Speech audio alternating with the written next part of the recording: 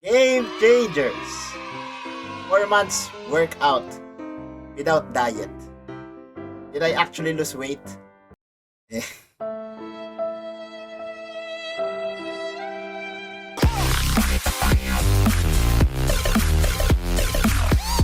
Last September, Game Changers, I was actually overweight para sa height ko na 6 foot.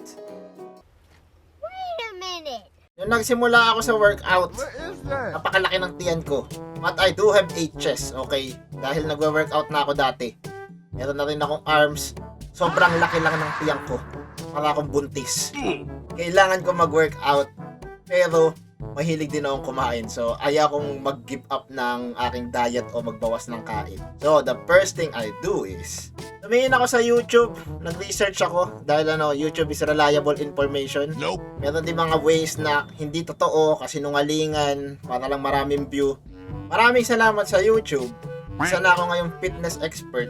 Pwede niyo akong tawaging Uldig Labrador. Wow. Para mapunta ako sa calorie deficit, kailangan magbuhat ako ng weights. At ang kailangan kong workout is major muscles. Katulad ng deadlift. Deadlift is very hard. Dahil kailangan yung bar ay tuwid lang pababa at pataas. Hindi siya nagswiswing. At panghuli, kailangan chinelas ang gamit mo. Ang papogi yan eh. The next thing that you should prioritize is nutrition. Kailangan mong kumain ng tama. Kaya ang ginawa ko ay kumain kami sa Eat All You Can. Dahil si Olenji ay nagyaya na mag-hotpot. Nakikita nyo, sinusunod ko yung calorie deficit kong sinabi. Nope. I'm probably losing like 1 pound a week. Oh, hell no. Not really. Not really. I'm not losing weight.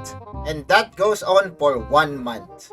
Iniisip ko, nagbubuhat naman ako eh. So, nababawasan naman ako ng weight. Kaya pag-up ako sa weight scale ay... Oh no. What the fuck? I lost 0.25 kilograms in 1 month. Clearly, there is something wrong with what I'm doing. So, I did a few adjustments, mostly sa kinakain. I really enjoy whey protein, and then some oatmeal, and then some nuts. Paghahalu-haluin mo siya. At sa side is kape. Dahil ang caffeine ay nakakapayat. Pero lang pag-addict ka sa kape, okay? Hindi na nakakapayat yun. Nai-immune yung katawan mo dun. Nagdagdag din ako ng bagong workout na kasing hirap ng deadlift, which is the pull-up. At ang proper form na ito ay kailangan babang-baba ka. Pero dahil hindi ko kayang babang-baba, nag-i-improper na lang ako, yung half prep ang tawag. Pero ang pinakamahalaga talaga dun is ginagawa ko ng nakapaa. Wala na akong tsinelas eh. Lalo na ako humirap. For chest workout, I do bench press. Very effective. Hindi na kailangan haluan pa ng magic demon slaying behemoth technique of the wild. Hindi mo na kailangan pang i-adjust o kung ano-ano. Just do it properly and lalaki yung chest mo. I also adjusted my workout from twice a week to 4 times a week. But, hindi ko na-adjust yung tanghalian. Ayos na tayo sa breakfast. At yung tanghalian ko is 2 itlog, giniling, but yung kanin ay tila pandigmaan. Although hindi ako naghahapunan, dahil isa pang nakita ko is intermittent fasting, which is 16 hours ka hindi kakain. Ang problema sa intermittent fasting is, pagkatapos ng fast at kakain na ako, sobrang dami kong kinakain. Doon ko naisip na kahit gaano ka kadalas magbuhat, kung gano'n ka rin kalakas kumain, hindi ka maglulus ng weight. Bukod sa diet, may nakita pa akong isang workout sa YouTube na pwede kong idagdag sa ginagawa ko. Cardio. Idinagdag ko yung cardio sa aking workout, but on weekends only. Kaya ako nung nasa gym na parang stationary bike na bike ka ng bike, gusto ko naglalakad-lakad at nakikita yung iba't ibang daan sa lugar, tapos nalalait ng mga taong dumadaan. I mean, gusto ko maglakad, okay? Gusto ko lang maglakad. Wala pa rin pagbabago sa pagbubuhat. Although, minsan ginagamit ko is dumbbell bench press pagka may gumagamit ng barbell. Yung ab roller, nabasa ko isa sa magagandang workout. So, I try to do it at least twice a week. Pagdating ko sa 3rd month, I am 72 kilos. From 73 something to 72 kilos, I knew it's working. Kailangang i-push ko na ng todo dahil last month na to and December nun, so maraming kainan. Kaya ang una kong ginawa ay kumain muna kami sa buffet. Dahil syempre ano yun Christmas season kailangan ano mo yung sarili mo, i-treat mo. Nope. Yup. I think it's called the relapse.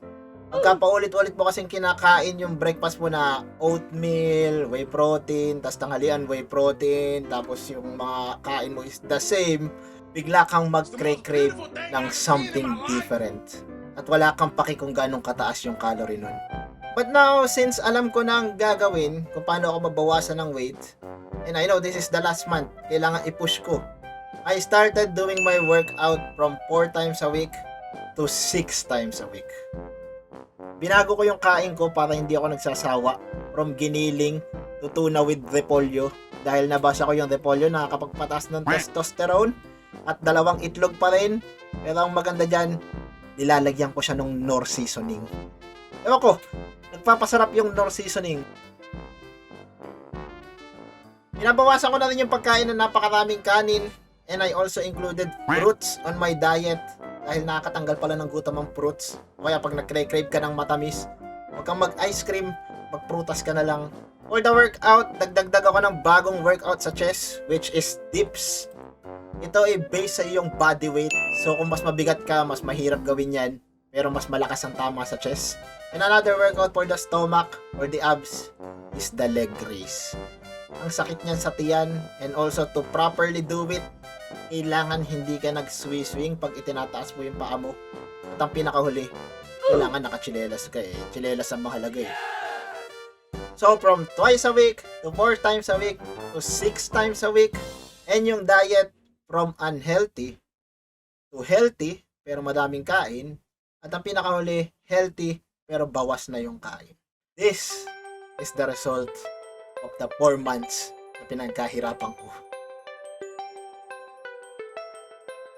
From what you can see, I didn't lose much weight, pero at least pumatag yung tiyang ko, at saka yung braso ko, at saka yung chest is nagkakorte, kumbaga lalong lumaki. Lalagay ako ng mas malinaw na picture dito para kitang-kita nyo yung change. Siyempre edited yan yung ano na yan nilagyan ko ng pampakintab ng katawan, kung ano-ano, lahat ng daya nilagay ko para magandang tingnan. So that's it for today, Game Changers. Inspired na ba kayong mag-workout? Gusto nyo na rin bang mabawasan yung weight nyo? Just remember, lumapit kayo sa akin. Nope. Fitness expert Buldig. 1,000 per hour kasi wala akong trabaho